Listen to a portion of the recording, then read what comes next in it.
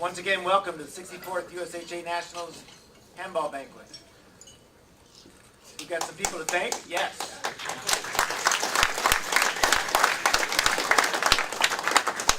Some people to thank, some people to honor, and most of it has to do with you folks who came here this week. Very much appreciate that. This is also our national meeting. And board news. We have a new board member. Welcome Bill Kelly from Fargo, North Dakota on the USHA Handball board. Re-elected was Rob Pierce, who does a phenomenal job with our promotions committee and raising prize money, and we're very lucky to have him back. Those are our two new board members. And I want to thank our hosts. As I said today at the MSHA Hall of Fame unveiling, Steve, you better get ready. Start walking up. Don't cramp up. He's had a rough week. It's a pleasure coming here. We've got more people in yellow shirts running around than we have volunteers anywhere else. It's a phenomenal group, the MSHA. We feel very fortunate to be invited back. And as always, as Gary Rohr says, I make your job so easy. All you got to do is show up. And that's pretty much true. Thank you, Steve, and the MSHA.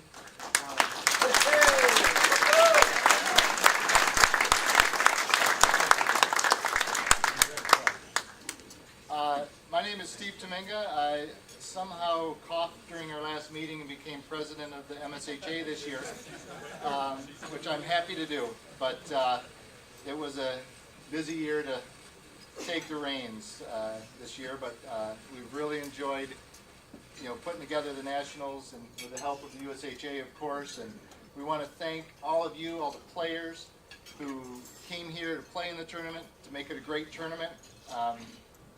We hope you enjoyed the commemorative gloves we were able to raise money for to give you guys in your packets. Let's see here. Yes, again, thank you for coming and playing.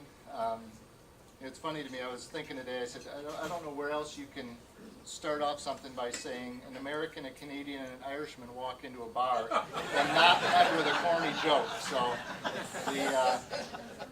we hope you had a great time here, and we hope you really enjoyed the handball, the facility at the University of Minnesota.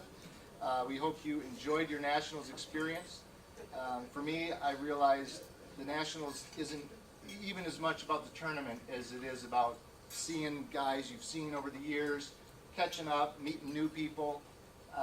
It's more than just the tournament. It's just a great experience. We really hope, you guys obviously all enjoy it and came for it. We hope you go back to your clubs and tell people how great the Nationals are, and we can get more people and keep this thing growing again instead of shrinking. So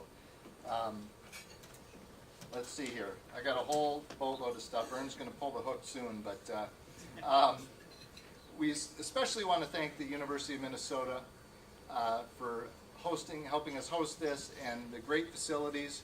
Other than the Wednesday morning after the heater or the AC broke in the evening, we had a little bit of wet court issues the first day, but other than that, they've been pretty good.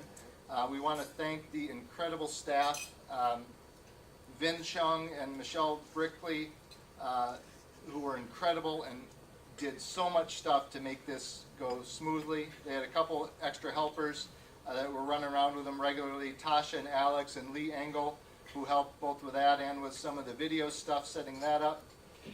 We'd like to thank all our yellow shirt volunteers throughout the week who were willing to do whatever, and you guys could ask them any question and we could somehow help. So I want to thank my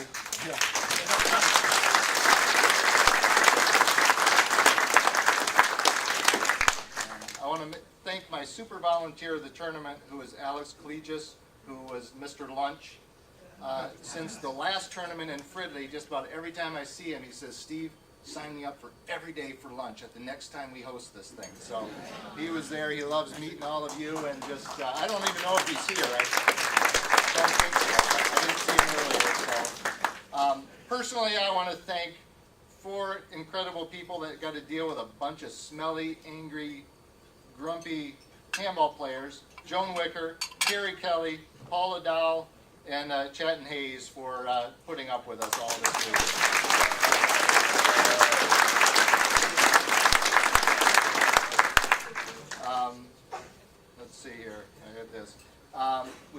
a chance to visit the hospitality room. If not, I think it's still open tonight till close. All right, it's room what, 665. So we'd like to thank Dennis Grand and Fulton Brewery for helping provide beer for that, and Mike Erdmanchek and Mike Close for being willing to sit there for all hours of the day and night. It wasn't hard to pull their legs to do that, but we want to thank them for that. So we'd like to thank all the people that were able to come to our Minnesota Hall of Fame induction today. It's been a special time for us to put this together and have a permanent home for our Hall of Fame. We want to thank the USHA for all that you do, not only for the Nationals, but day to day and year to year for handball in general. It takes a lot, as I'm finding out, to keep this sport going. So thank you very much. I would like to acknowledge Gary Rohr, Sheldon Silberman, and Larry Larson, who were incredible in raising the money on our end that we needed to raise to run this. They really worked hard to make that happen, and it's very appreciated.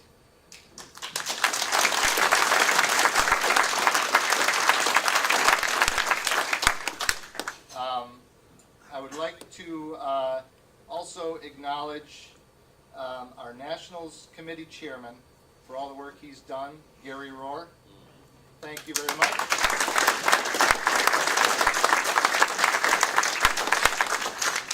I would also like to thank Sandra Rohr, not only for having to put up with him about 24/7, but also doing a load of work yourself that I know you do to make these all handball happen in Minnesota. So thank you very much, Sandra. So, and I just want to say a personal note to Gary. I know many of you probably know him, and if you do know him and have met him, there's been probably plenty of times you wanted to kick him in the teeth. But he's not only a great handball champion, but he's been one of the greatest champions of handball in Minnesota and probably throughout the world. He's the main reason that I'm here doing what I'm doing, to do something for handball.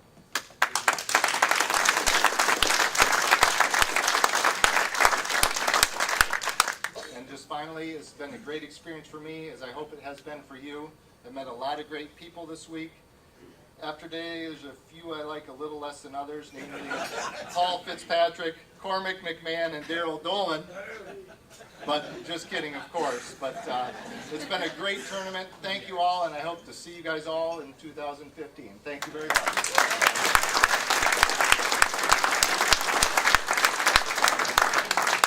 But the good news is you get to play the Bees again next year. Everybody wants to know about the schedule for 14 and 15. We've got some that are already scheduled. We got this summer the Junior 3-Wall in Boulder, the National 1-Wall Small Ball and Big Ball in New York, the National 3-Wall in Toledo. We got the National 4-Wall Juniors in Tucson.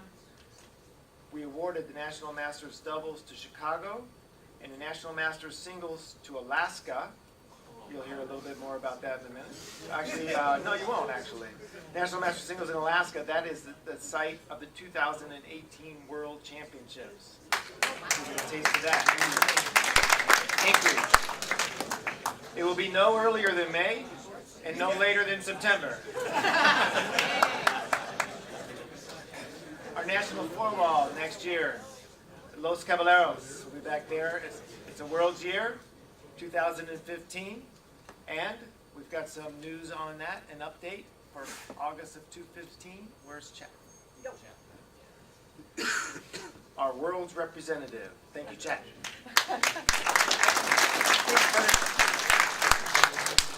Guy Martin was scheduled to be here. He's the chairman of the organizing committee in Calgary for the games next summer, which will be exactly 14 months from now. So you should be getting ready, getting in shape. Please put down the fork.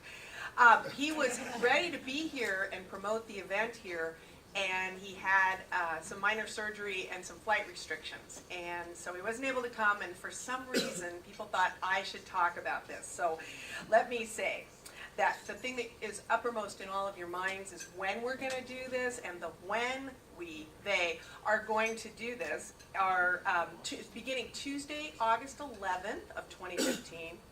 through Friday the 21st of 2015 in Calgary, as you know. And they're going to start with the one-wall events on 6 courts under one roof, and 4-wall will start on Saturday, August 15th on 14 courts under 5 roofs, all linked by shuttles, okay? That's a lot of numbers, so you don't need to remember any other numbers except for one. Well, a name. The number that Guy wants you to remember is a website, World Handball 2015. Pretty simple, right? It's up, it's running. There is a register now button on the front page, but don't believe that yet. They're not quite there, okay? For you early birds, and I know everybody in handball is an early bird when it comes to entering tournaments, right? Oh, I've got that wrong. Okay. There are opportunities to enter starting at the first of the year, okay? So when there's only 8 months to go. But right now, he wants you to remember that because World Handball 2015 is where you're going to go for all your information. Everything you want to know is there, and more is being added all the time. Among some of the things you can look for, social media links, information about planned events like barbecues, a paintball outing for juniors. Does that sound good, juniors? The closing banquet, the opening ceremonies, it's all on there, and Guy wants me to emphasize that inclusiveness is the deal. All the social events will be included with your entry fee, okay? Your play and your social events. And finally, since Vern gave me exactly 96 seconds to do this, and I'm right at the edge, in Guy's own words, he sends this message to everybody here.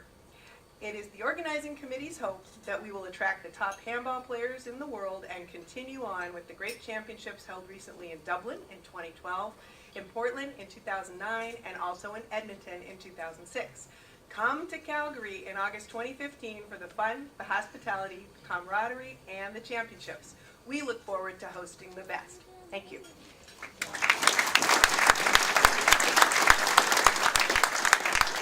Thank you, Jen.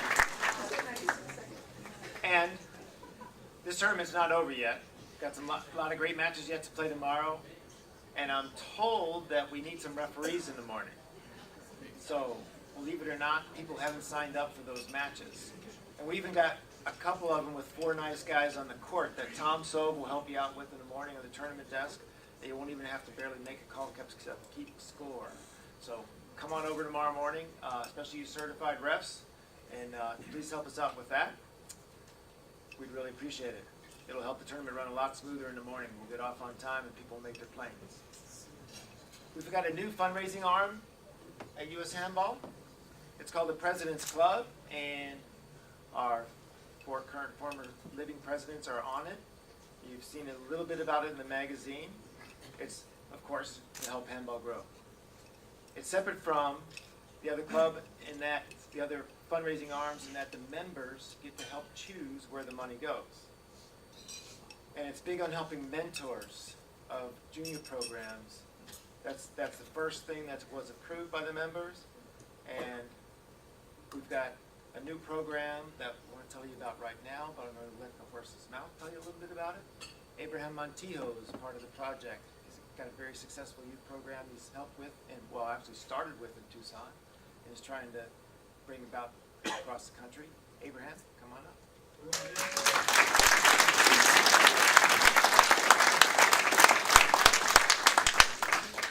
Also one of our best handball players.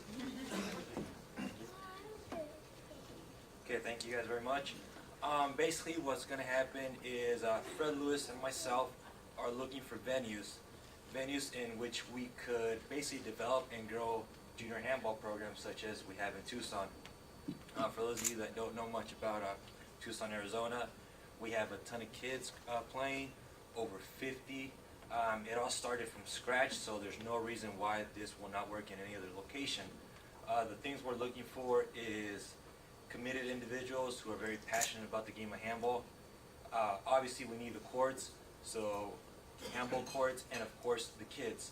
So those 3 venues is what we are looking for. If your city or region has that criteria, Fred and I are more than happy to go and visit that location. The ultimate goal of this is just to get the numbers up. We need more junior handball players around the world, around the country, so that way the game doesn't die out and we get some great champions in the future. So passionate individuals, handball courts, the kids. If you have all three of that criteria, please let us know. We'd be happy to be there and help out. Thank you.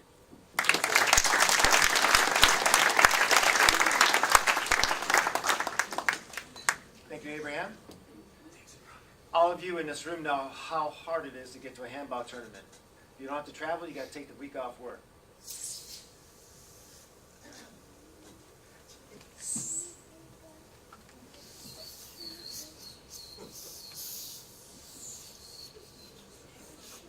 Really?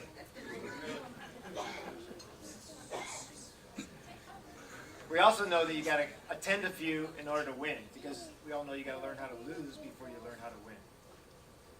We've been honoring our grandmasters, guys who have won, women who have won 10 national titles with a sweater. I've got a couple up here tonight. And of course, if they've won 10 national titles, they're two of our best Masters players. They're the guys who make our tournaments really great to attend because you've got really great competition when you show up. Tonight we're honoring Merv Deckert, who actually keeps adding to his total, seems like pretty quickly these days, as well as Mark Pennick. Mark Pennick, please come on up and get your sweater, please.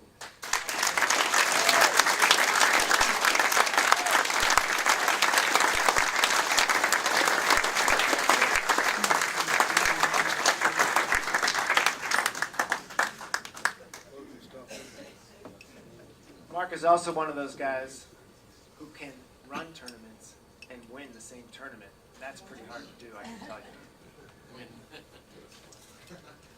I got the water.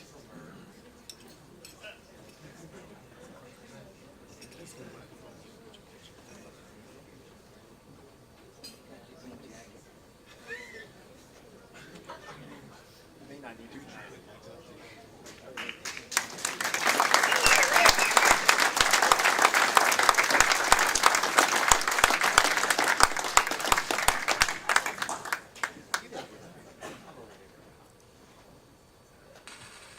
One more. Got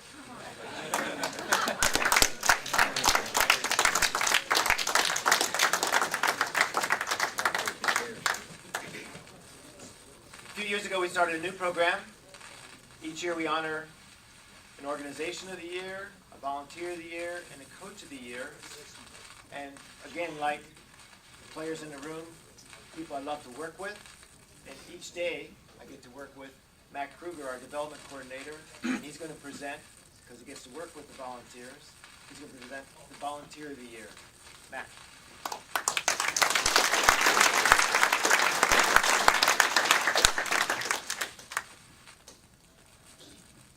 There we go.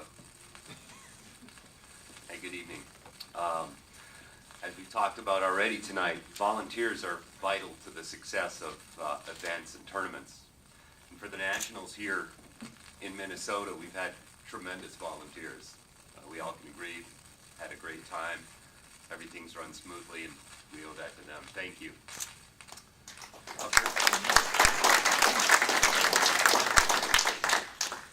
I almost read pause for applause.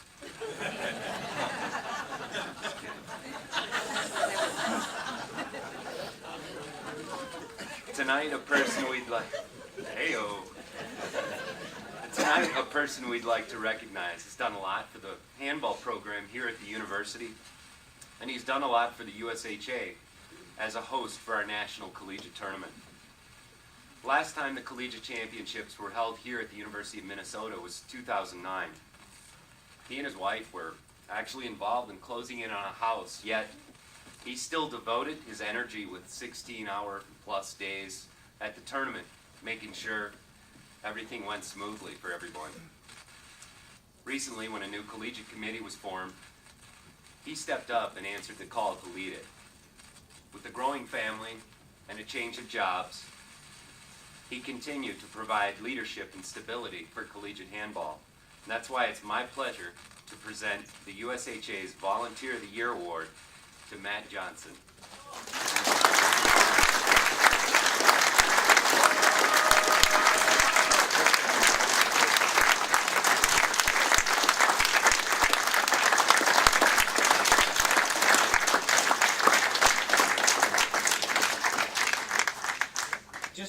so you know, you can win this award again, Matt.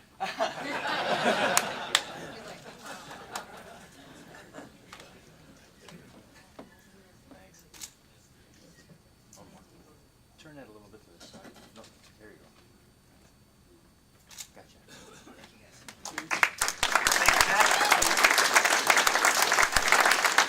Thanks, Matt. Matt, yes. No reason you can't win that again. That brings us to the feature of the evening, and I get to bring up our Hall of Fame chairman and Lake Forest College Hall of Fame handball coach, Mike Dow, to start the Hall of Fame presentation. And while he's coming up, I can tell you that you're inducting someone who I care a lot about, obviously. And my favorite handball moment was the Houston Nationals when my sisters played in the final. Thank you, ladies. Appreciate that.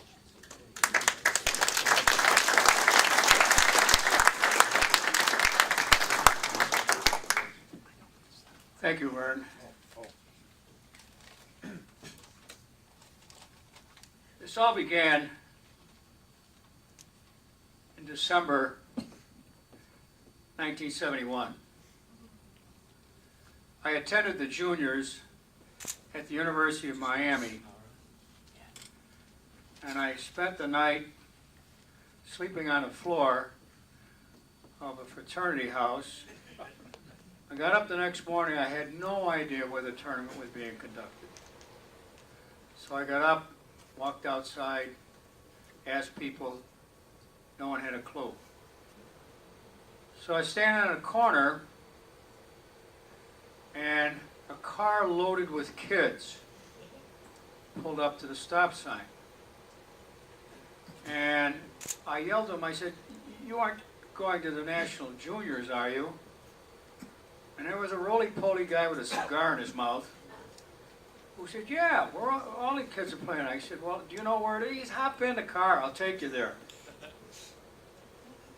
That was the beginning of 17 years of the same family playing at Lake Forest College. Vern was the first, enrolled in the fall of '72. Then Jack came. I won't tell you how that all worked out. Chris came next, then Jen, and then finally, Allison. I tried hard to get Allison out of high school, but she opted to go to, and I asked her tonight, I said, what was the sequence of colleges you went to? I believe I got the sequence correct. She went to Bradley, Memphis State, and Xavier. And then she was, under family circumstances, she was forced to take a job. Her sister Jennifer was at the college at this time and came in to chat one day in my office. And I said, "What's Allison doing?" And she said, "She's working." I said, "Did she ever get her degree?" And she said, "No." I said, "My God, she's brilliant. Why hasn't she got a degree?" Well, Jennifer let me into some of the family situations, and I thought to myself, get her on the phone. One thing led to another. She turned around, she received financial aid that was going to help her. She turned around and got an off-campus job that was going to help her. And ultimately she became the head resident of one of the dormitories, which gave her a place to stay. She then traveled again. She went to Northern Illinois University to get her PhD. And following that, she went to Mount Union College in Ohio. She was there for a couple of years. And then she came to Lake Forest College to work in our economic department. And it broke my heart when she left. She went out to Arizona and stayed and ended up teaching at a community college. And then, more recently, she ended up at Flagler University in St. Augustine, Florida. It's amazing to me just exactly how this has all worked out. The Roberts family is recognized as a family dynasty of handball. My God, between them, they could start a company just selling their trophies and plaques. And a lot of them, God knows where they are. As we all know, trophies start to collect dust, and one thing leads to another. You turn around, give it to the local YMCA or something, let them work out from there. But all 5 were intercollegiate champions, and all were significant members of teams that won team championships, and they were a major reason for the success of the little school that could. After her playing days, I want to also add that I'm fortunate not only to have those 5 Roberts, but I've got a second generation also. I've had Jack's 2 daughters, and this fall, Chris's son is enrolling at Lake Forest. So I'll have 8 members.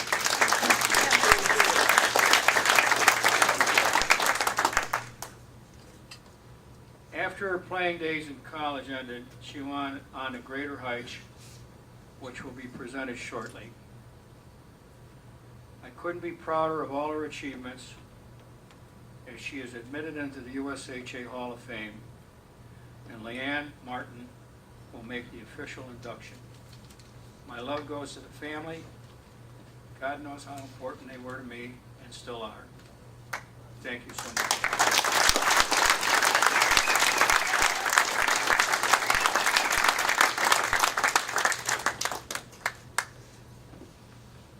So, Allison Roberts. There's so much to say about a legend in women's handball. Tonight, I am honored to participate in her induction because it gives me the opportunity to talk about Allison the opponent, Allison the partner, and Allison the friend. In 1980, Allison appeared in the finals of the very first Women's Open Division at the USHA Nationals, Four-Wall Nationals. She lost to the first female inductee into the Hall of Fame, Rosemary Bellini. 25 years later, in 2005, she was in the finals again, but lost to her sister Jenny. My God, that alone should get her into the Hall of Fame. 2.5 decades after her first finals appearance, she's there again. However, in the meantime and since, Allison has amassed 6 national championships in the 4-wall and 3-wall nationals just in singles. She's been runner-up 6 times and a semifinalist 19 times. That's a crazy record for singles. In doubles, her record is no less incredible. Back in 1981, in the second ever Women's 4-Wall National, she was a finalist with partner Peanut Modal. In 2010, 30 years later, she's a finalist in the 4-Wall Nationals with sister Jennifer.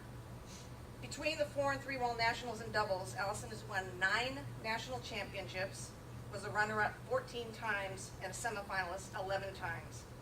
I had the pleasure of being her partner in some of these and a victim of her corner kill in many others. There are 3 women in the Hall of Fame, and Allison has beaten every one of them at some point in a national tournament. I'm just glad that her handball skills have rubbed off on her brothers and her sister.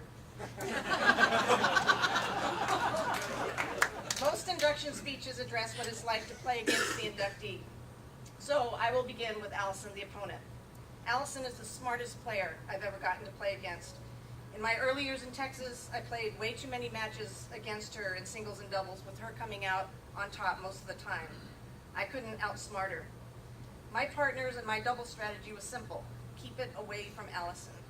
In singles, I had no strategy because whatever I came up with was quickly outsmarted in a matter of a few rallies. She had all the tools, she had all the brains. All I could do was play my guts out and earn every point I could. I recall playing against her in the infamous glass court at the University of Texas. We were playing in the Bud Light tournament, and this was an 8-person round robin, and they brought in the 8 top women in the world. As was her usual MO, Allison played hard, so hard that she ran into the wall and hit her head. It was enough to knock anyone else out. She was stunned, her eyes were unable to focus, but she wouldn't leave the court. It was Pete Tyson who got her out of the court because she wasn't about to hand me an injury forfeit. So it was Pete Tyson who got her out of the court by saying, "You need to go to the hospital and then you can come back."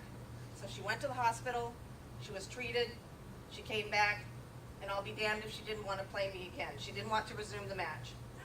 I couldn't beat Allison when she was healthy, and it was doubtful if I could do it when she had a concussion. So I took the win. There was another time in the spring when we were at Los Caballeros playing in the Women's Classic. Allison had broken her finger. I was scheduled to play her the next day, which was the last day of the tournament, and she planned on playing. I literally had to beg her not to play, but she was ready to get in the court and hammer it out. I finally had to threaten her with, "Allison, I am going to hit every serve to your broken finger." But that didn't faze her. So I said, "Allison, I'm going to hit every serve to your broken finger, and I'm going to hit every shot to your broken finger." And I could see her start thinking. Finally, I said, "I'm going to hit every serve to your broken finger, I'm going to hit every shot to your broken finger, and you're only going to mess it up worse and you won't be able to play in nationals." That finally worked. So she agreed, because she could have beaten me with one hand. I took the win. As an opponent, Allison was fierce, gutsy, fair, and phenomenal. I also had the unique honor of knowing Allison in another way. I knew her as Allison, the partner. Each time we played together, she'd see me at the tournament, she'd say, "Hi, partner." She'd never let me forget we were playing together. I played my guts out because she was my partner. She played hard, and she played well. We had several iconic matches. The first was the semis of the World Championships in Winnipeg. We were set to play against two of the fastest and hardest hitting women in handball, Yvonne August out of California and Anna Engel Christoph, who was just inducted into the Minnesota Handball Hall of Fame. They were scary good, and they were scary. Very few people gave us a chance, but we won, 11-9 tiebreaker. It was emotionally exhausting, but we earned that win. Ironically, that led to the next most memorable match, the finals at the World Championships in Winnipeg. This was against Jessica Golly and Lisa Fraser-Gilmore in their home country and on Lisa's home court. It was a 2-hour and 45-minute match of great handball. It was probably the longest and hardest handball match I've ever played. We won the first game 21-19, we lost the second game 20-21, and we lost an 11-9 tiebreaker. And Tom So wasn't even reffing. We lost it on our own. After losing, we both crawled out of the court. We watched the newspaper reporters and the photographers rush over to Lisa and Jess, and all we could do was lay on the floor on a heap. I had to go play a singles match for the World Masters Singles Championship, and I remember telling Allison, "I will pay you $500 to go play my match," and I might have been serious. But we both could have been upset, we both could have been frustrated, but as we both lay on the floor, I remember looking at Allison, and she said to me, "That was a great match." And it was for me because I was playing with my hero. However, World Championships aside, another memorable match was in January in Tucson. The annual Board of Directors meeting was taking place, and it's typical, after spending about 20 hours in seat time in the meetings, that the board uses Saturday night to play a bit of handball. Allison lived in Tucson at the time. So the week before the board meeting, she and I agreed to play against fellow Hall of Famer Vern Roberts and my husband Joel. You would think it was going to be a friendly match. It should have been. But the entire week prior, Hall of Famer Vern Roberts is yes, it did. Vern Roberts is trash talking over email about how badly the girls are going to get beat, how he hates losing to girls, and how the girls are going to cry, and so on. So yeah, the Roberts aren't competitive at all. God help you at a Roberts family reunion. So we're getting emails about how Hall of Famer Vern Roberts is going to drop the hammer on us, about how the hammer is going to fall, and a bunch of other crap. Right. So that's nice. So we play hard. Again, few people gave us the chance to win, and we won. So after all the crap about the hammer, we got to use it. You saw it in a picture here on the slideshow, but I'll tell you now, if you bring that up to Hall of Famer Vern Roberts, his response will be, "It never happened." It did, Vern. Boom. We took the win. As a partner, Allison was smart, savvy, fearless, and phenomenal. And finally, it's always been an honor for me to know Allison the friend. Allison has been the epitome of a competitor. She plays her guts out, but she always plays fair. When she plays against you, she makes you play your hardest and your best. When she plays with you, she makes you play your hardest and your best. But what more could you want? You want a partner and an opponent you truly respect, like, admire, and trust, because that is a friend. Allison has been my friend for decades, and my life is better because I know her. Allison has been a friend to handball, the perfect game, because she made a difference in the court and out of the court. Allison has been a friend to women's handball because she helped lead the way. Not only was she a pleasure to play against and with, it's an honor to be a friend. And as a friend, Allison is positive, fun, respected, and phenomenal. And Allison, as your friend, and as a woman, I wish you the best of luck in finding a dress every year that matches a men's blue jacket coat. And I learned tonight that when you wear this men's blue jacket coat, somebody in the audience will ask you if it's decaf in the coffee canisters because they think you work here. Yeah, I think that was you. So, I was inducted into the Hall of Fame in 2010. In the Hall of Fame before me, Rosemary Bellini, the godmother of women's handball, and now after me, in addition to the great Anna Calderon, is the ultimate opponent, partner, and friend. I am blessed to be flanked by players that are bigger than life in my eyes. For those of you who aspire to be a champion, or to be in the Hall of Fame, or to be a better player, or to be a better person, you can look up here tonight and see all that you can see. Allison Roberts was my opponent, my partner, and my friend. In reality, and especially tonight, she's Allison Roberts, the legend. Ladies and gentlemen, Allison Roberts.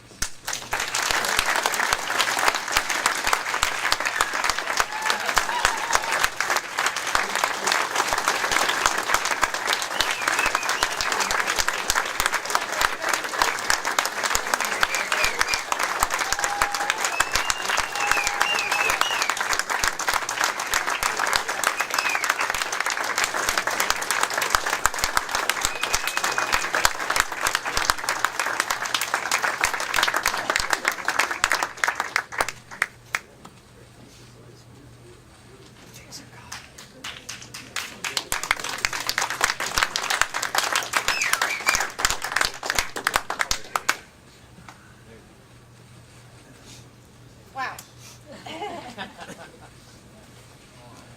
Anytime anyone asked me if I was going to cry, I said, of course not. Why would I cry? I cried when Coach talked, and now I'm crying again. I'm usually a little more composed than that. Well, thank you all for bearing with my home video here. Thank you to Mike Meltzer for nominating me for the Hall of Fame, and to the Hall of Fame committee for confirming me. Thank you, Leanne and Coach, for your amazing, kind words. Leanne and I have known each other for over 30 years, from those beginning Bud Light tournaments and the first Nationals.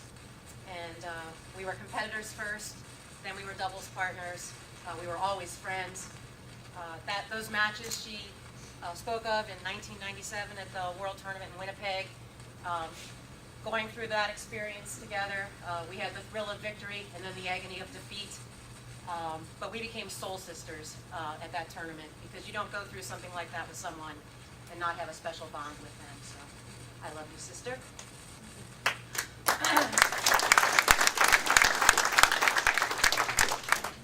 Coach Dow and your beautiful wife, Paula. You saved me when I needed saving, so thank you so much. The two of you do so much for so many young people. We can't possibly begin to thank you, especially all of us Robertses.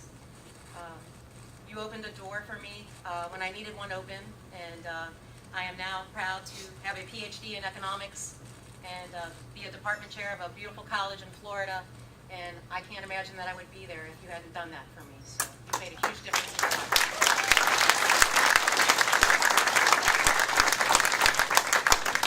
It's one thing for Coach to make you a better handball player, but it's an entirely different thing for him to improve your life by ensuring that you get a quality education and have a very productive future. So it's amazing. Thank you.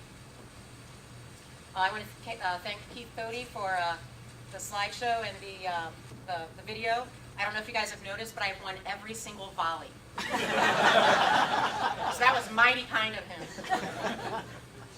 Uh-oh, my screen just went dead. Most of you know that I grew up in a handball family. I'm actually the 7th of 8 kids. God bless you, Mom. And I actually came right after 4 boys in a row, Vern, Jack, Terry, and Chris. And so when I was growing up, I basically had 2 choices. I could go and play handball with my dad and my brothers, or I could stay home and help my mom clean up after the boys. I'm sorry, Mom, for not being more helpful, but I hope you'll forgive me now. 40 years ago, and that's no exaggeration, 40 years ago I played in my first handball tournament. I know I'm not that old. It's not possible. But 40 years ago I started playing the National Juniors, and back then there were only boys divisions. There was no such thing as a girls division or a girls ball or anything like that. It took me 2 years before I scored a point, but I am happy to say I got that first point against Pancho Monreal. I remember that. He actually caught the ball on the way to the front wall, and I had served first, and that's how I got that point. And I actually remember winning my first match. It was against a very small Matt McLaughlin. And those of you guys who know Matt, you can appreciate that. I beat him, and I've never forgotten that, of course. In the mid-1970s, when I was growing up in Cincinnati, Ohio, no one expected girls to play handball. So the way they built the Central Parkway YMCA was that you had to go through the men's locker room to get to the courts. That presented a challenge, of course. But I remember my dad, I was kind of embarrassed, but my dad would wrap a towel around my head and lead me by the arm, and he would say, "Girl coming through." And you know, when you're like 11 and 12 years old, you don't even want to imagine what you're not seeing, right? But he would lead me through to the handball courts, and I'm happy to say that I wasn't embarrassed enough that it kept me away. And I really want to thank my dad, because I don't know how many dads would have done that for their daughter. He encouraged me to do and to be whatever I wanted to be. It didn't matter that I was a girl. And so thanks to my dad. And there were plenty of people along the way when I was growing up who said, "Girls don't play handball. What are you doing? You should play racquetball or play something else." And he never let that keep me away, and he never even encouraged that. He always said I should do whatever I wanted to do. So thank you, Dad.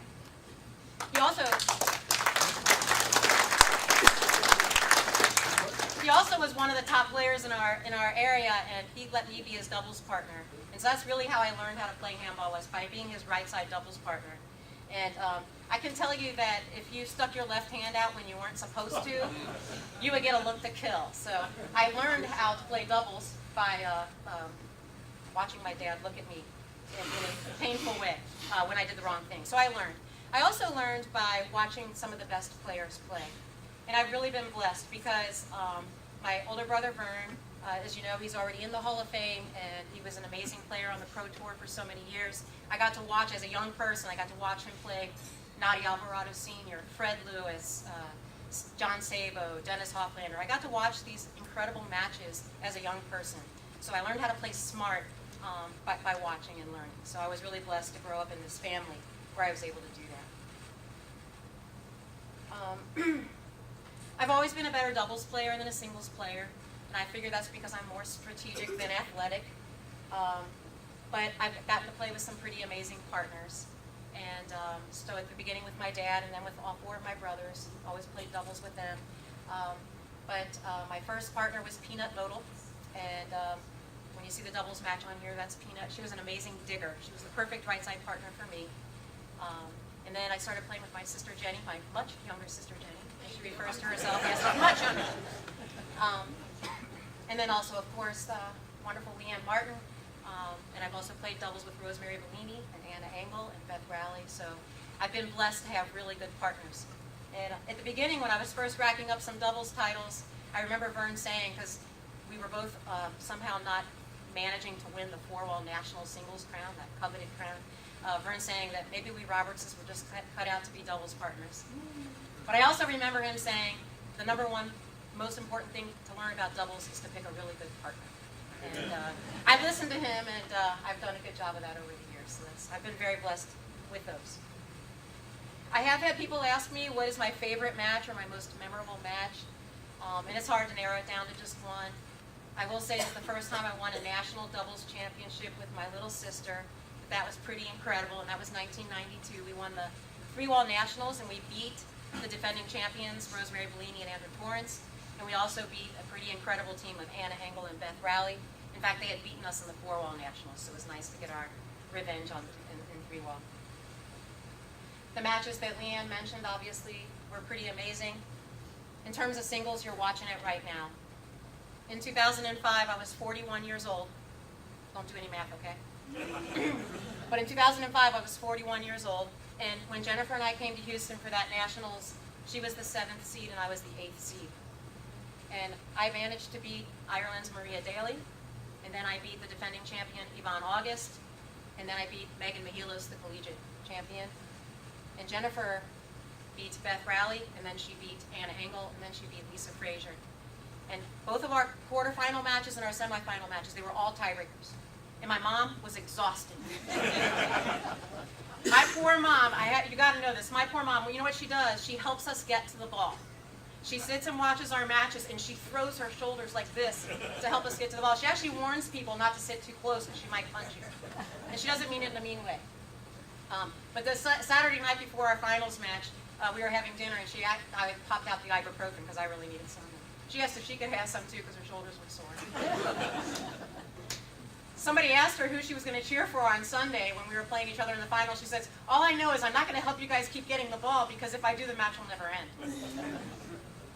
I suspect that was a pretty fun time for her to be able to watch her two little girls play in that tournament, in that finals. And that actually happened to be Father's Day. So that was just a beautiful tribute, both to my mom and to my dad. My dad started it all, and as you can see, there's a great legacy here that continues. 3 of his grandsons are actually playing in this tournament, in addition to 3 of his children. I want to thank my family for being here. 3 of my brothers, Vern, Jack, and Chris. 3 nephews, Max, Taylor, and Dylan. My best friend and my little sister, my bubby, Jenny, and her husband, Danny. And last but not least, I want to thank my mom. She is an amazing woman. She's getting to watch her 2nd child be inducted in the Hall of Fame.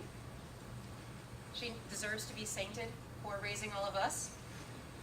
I know I would not be the strong, successful woman I am today without her help. She has always encouraged me to be my best, supported me whenever I needed it, and I could not ask for a better fan, on or off the handball court. She has been an incredible, loving role model for every area of my life, and she is my hero. Thank you, Mom. I love you more than words can say.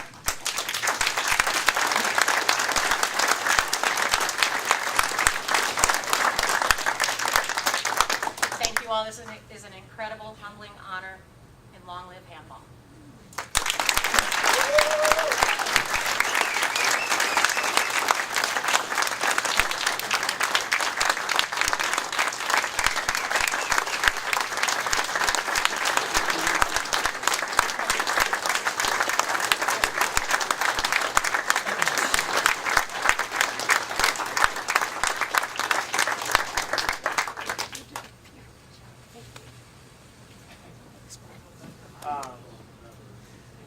You forgot your plaque.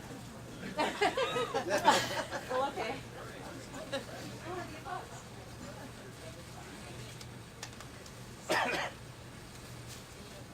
Folks, want to thank you all for being here tonight and for sharing in Allison's moment. And we've got some great handball to play tomorrow, starting at 9 a.m. And this pretty much concludes our 64th USHA Nationals Banquet. And we'll look forward to some great play tomorrow. 9 o'clock, Mr. Tom Sove? Yes. You're taking numbers now? Huh? Step right up. What? For referees. See Tom. Hi. Thank you, everybody. Raise your hand.